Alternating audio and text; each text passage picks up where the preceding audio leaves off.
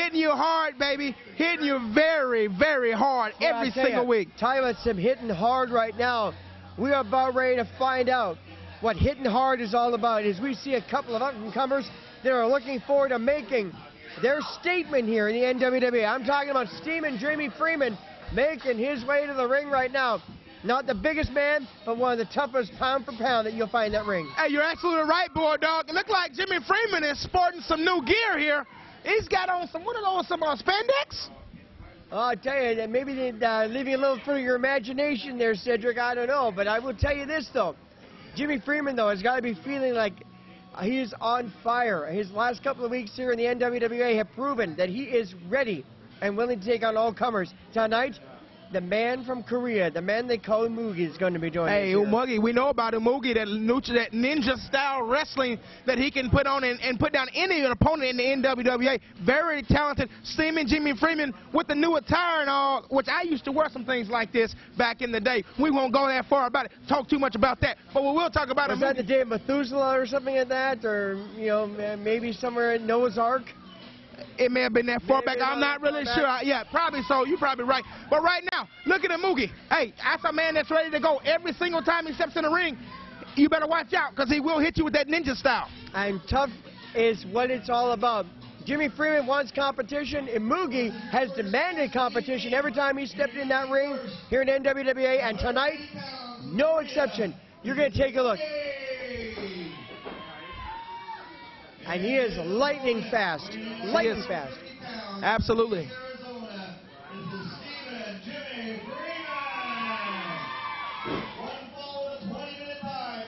You know, I noticed also something different about Jimmy Freeman there during the introduction. Usually, you know, very acrobatic, very animated, very, you know, very much with the crowd and that sort of thing. The only thing he did tonight was he stepped up onto that second rope and addressed himself to the crowd. That was it. Then he was all business in the ring. That may be something he needs to do to be more successful here in the NWWA. Is to not necessarily, I'm not saying you don't have the fans on your side, because that is definitely the wrong way to go, because the fans really are like that 12th man on the football field. They help you out when the chips are down, but I'll tell you right now, you've got to focus, and a guy like Amugi can definitely take you out with one shot. Hey, Bulldog, you're absolutely right about that. It's professional wrestling. These fans, yes, they love you, they hate you, yes, that's right. But inside the sports circle is where the job is done. That's where champions are made. That's where dreams are made. That's where you will become a legend inside the wrestling ring. When you get out the ring, you want to hang out, shake the fans' hands, yes. But when you're inside the ring, it's time for business, like we're seeing right now as Jimmy Freeman goes to work on Amugi.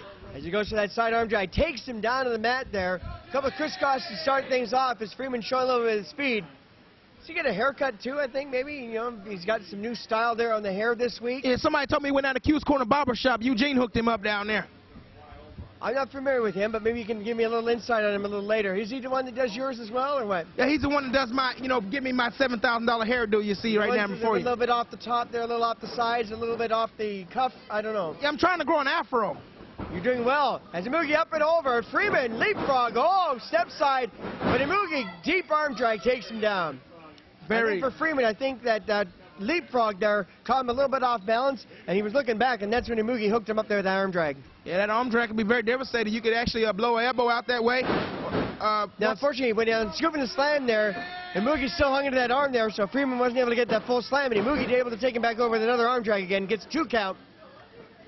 I think Amugi's trying to ground Jimmy Freeman here. I think he knows how good Jimmy Freeman is and how he likes to fly. I think he's trying to ground him right now. And I'll tell you right now, that's the one thing about all the NWWA stars. They all big high drop kick there. As I was saying, the NWWA stars do a lot of research. They do a lot of videotape shopping. They do a lot of DVD shopping. They check out their opponents. You know, they look around the promotions around the world where they may have wrestled and find out a little bit about them, because you just never know who you're going to step in the ring with each week. And headlock takeover now, drops that leg across that arm. He's sort of barring that arm there, making sure that he can't get moving. Freeman somersault back there, hooks the leg though. 1, 2, that's it though. And Amugi put the pressure on him, and again, Freeman trying to roll back through again. He's got 1, 2. Hey, Amugi using his intelligence right now. He's grounding Jimmy Freeman, and that's what you need to do in professional wrestling. Get a guy like Jimmy Freeman, a high flyer, ground him a little bit, and you may have a chance to win this match. Either man, whether it's Amugi or Freeman, definitely want to keep it to the mat for one of these guys because their opponents can easily take care of the situation right now. I got to talk to you right now. Commissioner Kevin Brandt getting ready to join me here briefly.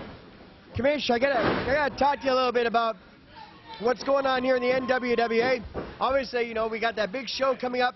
You know, what is it? Tomorrow. It's tomorrow that we're going to be at the... June 1st. No, tomorrow that we are at the... we're going to be at the show over in Hawthorne Theater, right? Oh, yeah, that's right.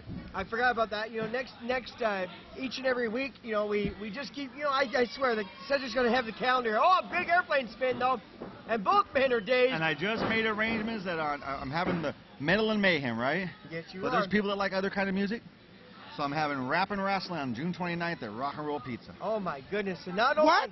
Yep, Rap and Wrestling. Oh, you want to bring the bad blood back in here. That's what you want to do. Rap and wrestling. You know that mix. Fact, I need someone to watch my back because of CSI crap. That what I did was, Bad Blood has moved back here permanently starting next week. Moving back where? Into Oregon. What? I found him a place to live, and he's going to be here every week to be here. Oh, I know why. I know why. Because they banned him in California. You know, when you're on probation, they tell you to leave the state if you done too much crime. That's why he's coming back, Bulldog. Well, I'm going to tell you right now, I've seen Bad Blood, and I know he wants a piece of you. You may want to watch yourself as well. You can have a piece of him, and there'll still be a lot left. Whoa! Hey, how was that new Rogaine endorsement going, Kevin? I don't use Rogaine. My hair just naturally falls out. Oh, okay. Well, now that we've moved past the follically challenged situation right now, we see Freeman reversing it. Big high kick there takes Amugi down, but Freeman's still suffering from the effects of earlier in the matchup. As both men right now, Freeman gives him a boot, comes off the ropes. Finally with an elbow. Ooh. You know, he's trying to keep Amugi down because he doesn't know that martial arts stuff. He's trying to keep him away from that. Well, the thing is that something Cedric and I were both alluding to, that both men have got to get the ground attack going because both are such incredible assaulters with that aerial, kind of acrobatics, that either one of them, as Amugi goes up for the slam, but reverse there. Snapmare takeover by Amugi, off the ropes. Oh, he moved. Oh! Caught him in the head with that back kick. Caught him with that tip of the toe there, and right there, that right in the face. And right there, that's going to do a lot of damage. I don't care how much or how little of that foot hit him in the face. Oh, he got his arm up. He got his arm up. But I'm sure it dazed him. I'm sure it did too. It's just the fact that it's coming at you like that, and then all of a sudden, bam, it hits you.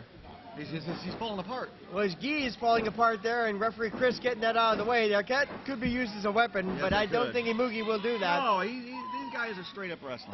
Big slam there. You see that as Freeman hit the mat, and he bounced up about a foot off the ground there. These are guys that could actually go for the Cruiserweight title we have, see? And speaking of that, Christopher Rysick taking the week off once again, course. Not wanting to defend the title. But I will tell you this, though.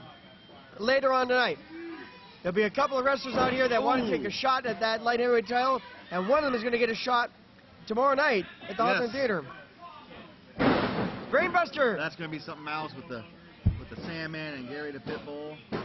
Oh, and he gets him. It's a 1, 2, 3 right there. Wow. Freeman with that brainbuster suplex takes out Amugi. And I'm kind of surprised that he was able to get him up there that easily, because Amugi is a guy that can use a lot of his wits and wile to keep away, but he was unable to be successful. And Freeman gets the win. But a little sportsmanship there as Freeman shaking the hand there of Amugi. And I'll tell you what, you know, give him credit there. Both young men are looking to move up in the light heavyweight ranks.